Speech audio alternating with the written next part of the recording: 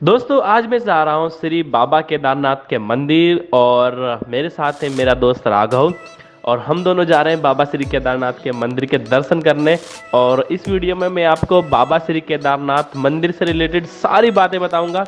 जैसे आप केदारनाथ कैसे पहुँचे, वहाँ पर कहाँ रुके, कैसे कर सकते हैं और खर्चा वगैरह कितना आएगा, ये सब। और अभी हैं हम हरिद्वार में और निकल रहे हैं। और हरिद्वार से आगे हम जाएंगे ऋषिकेश, देवप्रयाग, श्रीनगर, रुद्रप्रयाग और सोनप्रयाग होते हुए हम गौरीकुंड से 16 किलोमीटर की ट्रैकिंग करने के बाद हम पहुंचेंगे श्री केदारनाथ मंदिर। तो चलिए शुरू करते हैं अपनी यात्रा को।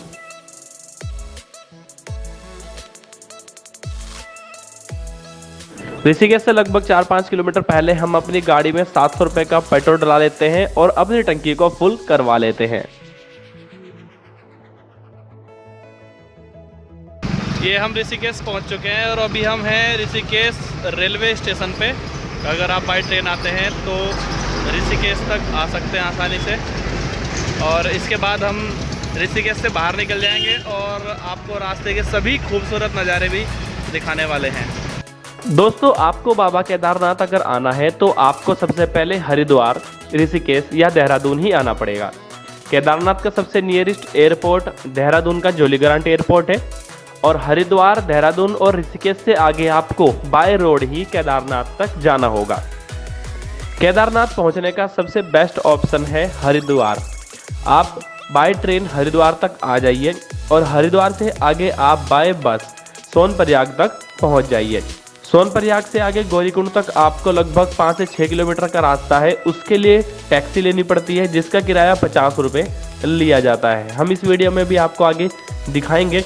और उससे आगे आपको 16 किलोमीटर की ट्रैकिंग करने के बाद आप केदारनाथ पहुंच जाएंगे।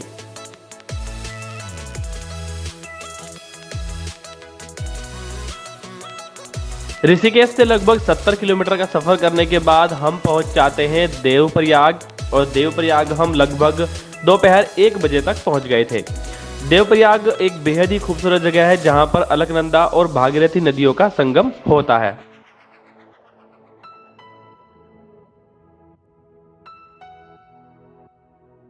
दोस्तों अभी हम पहुंच चुके हैं श्रीनगर और हमारे पीछे ये अलकनंदा नदी है। केदारनाथ 100 किलोमीटर बचा हुआ है। बोल लो। मेरा चेहरा भी नहीं दिख रहा यार। अब देखो तुम्हें चारे की लगी पड़ी। आप देख सकते हैं अलकनंदा नदी कितनी खूबसूरत लग रही है। पीछे पानी मटमैला आ रहा है और आप ये पीछे पहाड़ों का व्यू देख सकते हैं कितना कितना अच्छा लग रहा खूबसूरत है। और चलते हैं अपने बाबा केदारनाथ की ओर। यहाँ से लगभग 100 से 110 किलोमीटर और जाना है। और ये हमारी स्प्लेंडर भी अभी बस थोड़ी अच्छी चल रही है और कोशिश करते हैं कि हमारा साथ दे दे। श्रीनगर से थोड़ा सा आगे निकलने के बाद हमें यहाँ पर जाम देखने को मिल रहा है। और ये जाम शायद सामने लैंडस्लाइड हो रखा है, उसी वजह से लगा हुआ है। जाम को टाटा बाय बाय कहने के बाद हम निकल जाते हैं अपनी मंजिल की ओर। और फिर हम रुद्रप्रयाग में ये अपना ढाबा नाम का एक ढाबा है जहाँ पर हम लंच करते हैं। और 150 रुपये की थाली लेकर हम यहाँ पर लंच करके फिर से आगे बढ़ जाते हैं। गुप्तकाशी पहुँचते पहुँचते हमें शाम के लगभग 5:30 से भी ज़्यादा टाइम हो जाता है और अंधेरा होने ही लगता है। तो हम सोचते हैं कि शायद हम कहीं पर स्टे कर ले और हम डिसाइड करते हैं कि हम गुप्तकाशी से थोड़ा सा आगे या फिर गुप्तकाशी में कहीं भी स्टे कर लेंगे। दोस्तों ये जो होटल है यहाँ पे हमने कमरा लिया है। ये पड़ा है हमें 700 रुपये का। ऊपर चला गया, मैं नीचे है कमरा हमारा। गीजर इसमें साथ में है और यहाँ से माउंटेन्स के व्यू भी काफ़ी सही है। और मैं आपको रूम दिखा देता हूँ। हटो, नहीं उठा रहे तुम। ये हमारा रूम है, 3 बेड है ये। और ये बाथरूम है हमारा। यहाँ पे गीजर भी लगा है साथ में। काफ़ी सही रूम मिल गया 700 रुपये में। और ये रूम हमने गुप्तकाशी से थोड़ा सा आगे नारायण कोटी गांव में लिया है। तो केदारनाथ यात्रा पे आने से पहले आप लोगों को कुछ सामान जो ज़रूरी है वो रख लेना चाहिए। जैसे मैं आपको बता देता हूँ, अभी तो हम अपने लॉज में रुके हुए हैं और ये हम कुछ सामान लाए हैं। ये हम कुछ सामान लाए, जैसे बताओ क्या क्या सामान लाए हम। ये चॉकलेट वाला बिस्कुट, देखिए चॉकलेट एनर्जी देती है, चॉकलेट की एनर्जी। हाँ जी। जैसे ये आलू भुजिया हल्दीराम की, जैसे ये कुछ कुकीज़ हैं, ये हमने जीरा कुकीज़ लिए हैं। ठीक है। ये हमने पॉपकॉर्न लिए हैं, अच्छा। फ्लेवर बहुत अच्छा होता है। ये हमने फिर से हल्दीराम की खट्टा मीठा नमकीन लिया है, इसका टेस्ट काफ़ी अच्छा होता है। फिर हमने साल्टेड पीनट्स लिए हैं, पीनट्स खाने से एनर्जी आती है। अच्छा और ठीक फिर है। हमने फाइनली ये चॉकलेट्स लिए हैं जो कि आपको इंस्टेंट एनर्जी देंगी। इसमें 5 स्टार लिया है, स्निकर्स लिया है और डेयरी मिल्क लिया है। तो दोस्तों ये थी हमारी कल की छोटी सी तैयारी। जो हम ट्रैकिंग करते समय जो सामान है खाने पीने का वो लेकर जाना ज़रूरी है, क्योंकि रास्ते में आपको काफ़ी महंगी चीज़ें देखने को मिल सकती हैं। इसलिए हम पहले से ही तैयारी करके चल रहे हैं। और साथ ही हम जो घर से सामान लाए थे वो भी मैं आपको बता देता हूँ। हम अपने साथ लाए थे कुछ जैकेट, ये इतना बड़ा बैग जिसमें काफ़ी सारा सामान है, जिसमें हमारी ये कुछ शर्ट और हमारे हैं ये स्वेट शर्ट, एक जीन्स है हमारे पास, और ये जो बैग होता है जिसमें हम मोबाइल वगैरह रख लेते हैं वाटरप्रूफ, ये लिया है। और ये एक रेनकोट है, ये भी हमने अपने साथ रखा है। और साथ में हमने अपने काफ़ी गर्म कपड़े रखे हैं ताकि हमें वहाँ पर ठंड का सामना ना करना पड़े।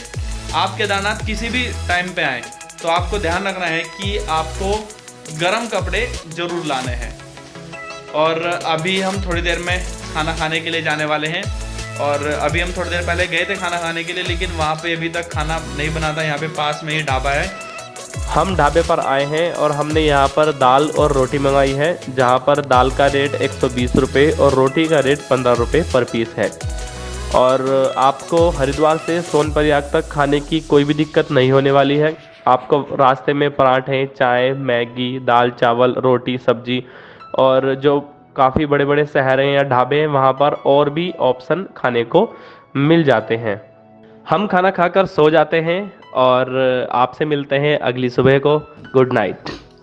हेलो दोस्तों, गुड मॉर्निंग।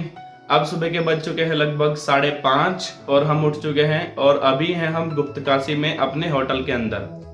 और अब हम फ्रेश होंगे, नहाएंगे, धोएंगे, उसके बाद अपनी यात्रा शुरू करेंगे केदारनाथ के लिए। और अभी हम हैं लगभग 50 किलोमीटर पहले और कोशिश करेंगे कि हम 1 घंटे के अंदर या 1.5 घंटे के अंदर सोनप्रयाग तक पहुंच जाएं। दोस्तों हम रेडी होकर गुप्तकाशी से निकल रहे हैं सोनप्रयाग की ओर। और अब हम अपनी बाइक पे सामान बांधेंगे, फिर यहाँ से निकलेंगे। सुबह हो चुकी है, फिर आपको रास्ते में आने वाली हर अपडेट देते रहेंगे। ठीक है, फिर निकलते हैं हम। और मेरे पेट में दर्द हो रहा है। ये बीमार हो गया, पहले इसे डॉक्टर के पास ले जाएंगे, फिर चलते हैं। चलो। हम निकल चुके हैं सोनप्रयाग की ओर और हमने सुबह कुछ नहीं खाया है। हम कोशिश करेंगे कि रास्ते में कुछ नाश्ता वगैरह कर लें सोनप्रयाग से पहले ही। रास्ते में जो पहाड़ों के खूबसूरत नज़ारे सुबह सुबह दिखाई देते हैं, उन्हें देखकर आपका मन बहुत खुश हो जाएगा। हमारा भी हुआ है। अगर आप आते हैं तो सुबह सुबह यहाँ पर ज़रूर घूमिएगा।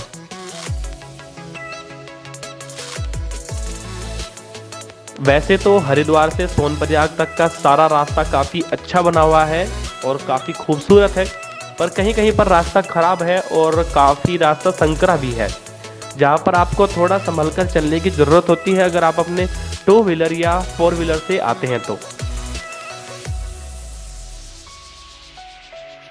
दोस्तों नाश्ता करने के लिए हम रुके हैं हिमांशु व्यू पॉइंट नाम के रेस्टोरेंट में, जहाँ से वैली के खूबसूरत नज़ारे भी दिखाई देते हैं और आप यहाँ पर रूम वगैरह भी बुक कर सकते हैं। हमने अपने लिए यहाँ पर चाय और पराठा ऑर्डर किया है। हमारा नाश्ता आ चुका है दोस्तों। नाश्ते में हमने लिया पराठा और इसमें अचार दिया है और ये थोड़ी सी दही दी है। वैसे पराठा तो दिखने में अच्छा लग रहा है। प्राइस की बात करें तो इसका प्राइस 50 रुपये है विद दही के। नाश्ता करने के बाद हम निकल चुके हैं सोनप्रयाग की ओर और सोनप्रयाग पहुंचने के बाद हम अपनी गाड़ी वहां पर पार्क वगैरह करेंगे। सोनप्रयाग से आगे किसी की भी गाड़ी अलाउ नहीं है। वहां से आगे आपको एक शेयर टैक्सी के थ्रू जाना पड़ेगा, जिसका किराया लगभग 50 रुपये पर पर्सन के करीब लिया जाता है। चलिए देखते हैं, और यहाँ पर पार्किंग में कितना चार्ज है वो भी हम आपको बता देते हैं।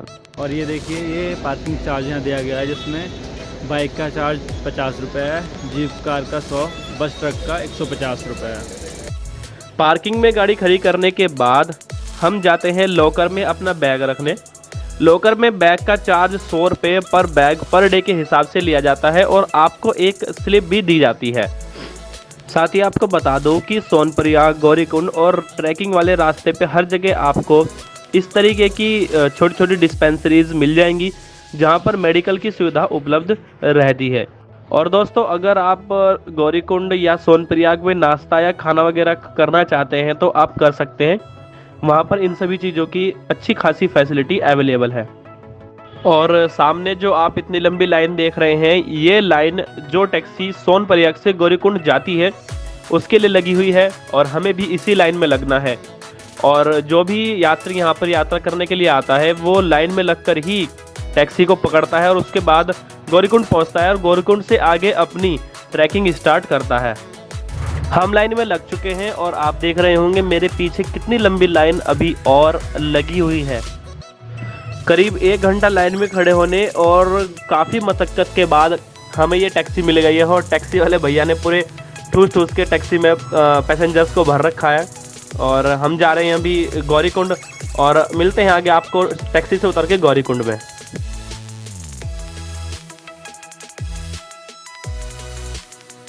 हम टैक्सी से गौरीकुंड पहुंच चुके हैं और टैक्सी वालों ने हमसे 50 रुपये पर पर्सन किराया लिया है और हम गौरीकुंड से अब ट्रैकिंग स्टार्ट करेंगे। गौरीकुंड में एक गौरीकुंड नाम का गर्म पानी का कुंड भी है और गौरी माता का मंदिर भी है। आप चाहे तो वहां पर दर्शन कर सकते हैं और साथ ही आप गर्म पानी के कुंड में नहाकर ट्रैकिंग स्टार्ट कर सकते हैं। और अगर आपको गौरीकुंड पहुंचने में लेट हो जाता है तो आप गौरीकुंड में स्टे भी कर सकते हैं। गौरीकुंड में होटल और डॉर्मेट्री अवेलेबल हैं जिनके चार्जेस लगभग होटल के 3000 रुपये और डॉर्मेट्री का 300 से 400 रुपये पर पर्सन लिया जाता है। गौरीकुंड से हमने ट्रैकिंग स्टार्ट कर दी है और लगभग 16 किलोमीटर का ट्रैक है। हर हर महादेव।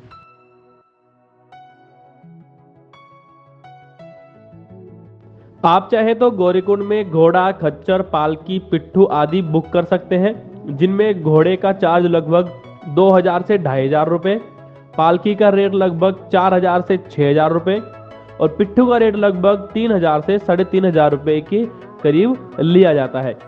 जब आप यहाँ पर ये सभी चीज़ें बुक करें तो उनके साथ बार्गेनिंग जरूर करें, क्योंकि ये हाई रेट बताते हैं और फिर लो रेट पे भी चलने को तैयार हो जाते हैं। अभी हम लगभग 2 किलोमीटर चढ़ पाए हैं और चढ़ाई हालत ख़राब कर दी है। ऊपर से ही खच्चर नहीं, घोड़े जो भी हैं वही बड़ा परेशान कर रखा है इन लोगों ने। ट्रैकिंग वाले रास्ते पे आपको इस तरीके की छोटी छोटी दुकानें मिल जाती हैं जिनमें आपको मैगी, चाय और आलू का पराठा आदि खाने को मिल जाता है। आप बीच बीच में रुक रुक के नाश्ता वगैरह कर करके ट्रैकिंग कर सकते हैं। सामने जो आप झरना देख रहे हैं जो काफ़ी ऊंचाई से गिर रहा है, हम उसी झरने के नीचे से होकर जाएंगे जहां पर पानी का बहाव काफ़ी तेज है और वहां पर संभल कर चलने की काफ़ी ज़रूरत पड़ती है। दोस्तों, झरने की वजह से रोड बिल्कुल गीली है, आप देख रहे हैं, फिसलने का भी डर रहता है।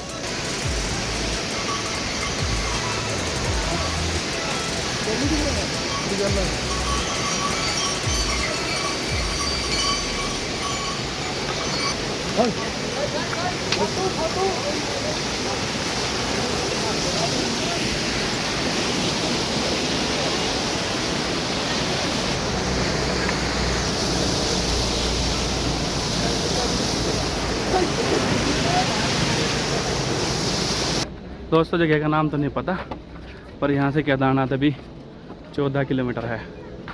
और जो आप पालकी बुक करते हैं वो आप देख सकते हैं इस तरीके से आदमी को लेकर जाते हैं। और दोस्तों, केदारनाथ की इस ट्रैकिंग में आपको रास्ते में 4 से 5 पड़ाव देखने को मिलते हैं, जिसमें पहला पड़ाव होता है गौरीकुंड, दूसरा जंगल चट्टी, तीसरा भीमबली, चौथा छोटी लिंचोली, पांचवा बड़ी लिंचोली, छठा बेस कैंप और सातवां है केदारनाथ मंदिर।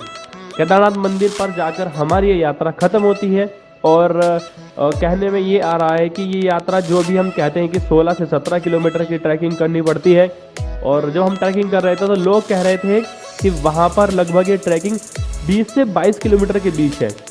हम पहुँच चुके हैं भीमबली और यहाँ से 6 किलोमीटर की बिल्कुल सीधी और खड़ी चढ़ाई है, और यहाँ पर आप मंदाकिनी नदी का बहुत ही खतरनाक रूप देख सकते हैं।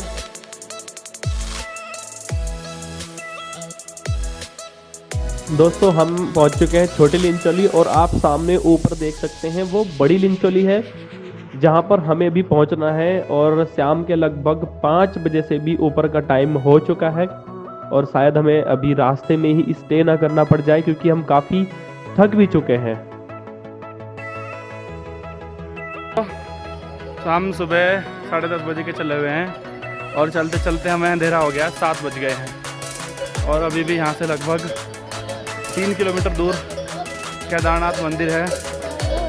मेरी तो हालत बहुत पतली हो गई है यार। हमने केदारनाथ बेस कैंप में ये कैंप लिया है, जहाँ पर ये हमें कैंप 500 रुपये पर पर्सन के हिसाब से मिला है। ये कैंप आप ऑनलाइन और ऑफलाइन दोनों तरीक़ों से बुक कर सकते हैं। गुड मॉर्निंग दोस्तों, हम हैं अभी केदारनाथ बेस कैंप में, और यहाँ से केदारनाथ मंदिर लगभग 1 किलोमीटर की दूरी पर है, और हम उठ चुके हैं और अभी नहा धोकर रेडी हो चुके हैं। हम निकलेंगे अभी अपने कैंप से और पहुँचेंगे केदारनाथ मंदिर। और अगर आप यहाँ पर नहाना चाहते हैं या मुँह हाथ धोना चाहते हैं, या तो आप ठंडे पानी में धो लीजिए जो फ्री है, और अगर आप गर्म पानी में धोना चाहते हैं तो यहाँ पर 100 रुपये पर बाल्टी के हिसाब से गर्म पानी दिया जाता है, जिसमें आप नहा सकते हैं, मुंह धो सकते हैं और कुल्ला वगैरह कर सकते हैं। हम तो नहाए नहीं है, हमने सिर्फ मुँह हाथ धोया है, और अब जा रहे हैं हम बाबा केदारनाथ मंदिर के दर्शन करने। सुबह सुबह का टाइम है और आप देख सकते हैं हिमालय के कितने ही खूबसूरत नज़ारे हमें दिखाई दे रहे हैं। और साथ ही आपको बता दूं कि अगर आप ये यात्रा हेलीकॉप्टर से करना चाहते हैं तो आप हेलीकॉप्टर से भी कर सकते हैं। हेलीकॉप्टर यहाँ पर आपको नारायण कोटी से और फाटा से मिल जाता है, जिसका चार्ज लगभग 4000 से 5000 रुपये के बीच में लिया जाता है राउंड ट्रिप का। हम मंदिर परिसर में पहुंच चुके हैं और आप देख सकते हैं कितनी लंबी लाइन यहाँ पर लगी हुई है, और हमें इस लाइन में लगभग 1 से 1.5 घंटे का समय भी लग सकता है। अब देखते हैं हमें बाबा केदारनाथ के दर्शन किस टाइम पर होते हैं।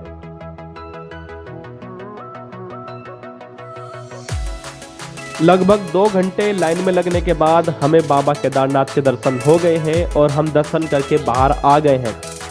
मंदिर के अंदर कैमरा ले जाना अलाउ नहीं है, फोटोग्राफी अलाउ नहीं है, इसलिए हम आपको अंदर के दर्शन नहीं करा सकते। और हमने बाबा केदारनाथ के दर्शन कर लिए हैं। जय बाबा केदारनाथ। हमारा कितना खर्चा हो गया वो भी मैं आपको अभी इस वीडियो में बताऊंगा। सबसे पहले आप बाबा केदारनाथ के दर्शन कर लीजिए।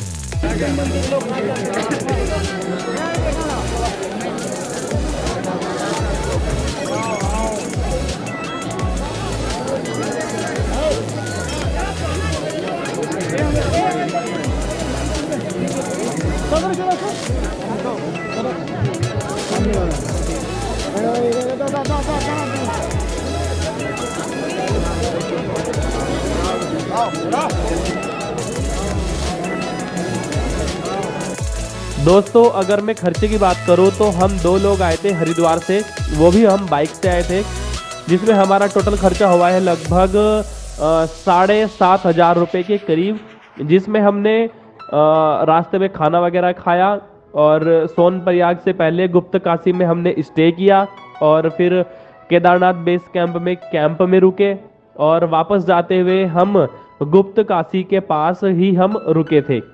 और गुप्त काशी से जाते हुए भी हमें लगभग 700 रुपये का रूम मिल गया था और जाते वक्त हमारा लगभग लास्ट तक हमारा 7 से 7,500 रुपये के बीच में हमारा खर्चा हुआ था। और इतने में आप आसानी से हरिद्वार से केदारनाथ को कवर कर सकते हैं, चाहे आप बाय बाइक आए या फिर बाय बस आए। लेकिन इसमें सबसे मेन बात है कि आप जो ट्रैकिंग करें वो पैदल करें, तभी आपका इतना खर्चा आएगा 2 बंदों का।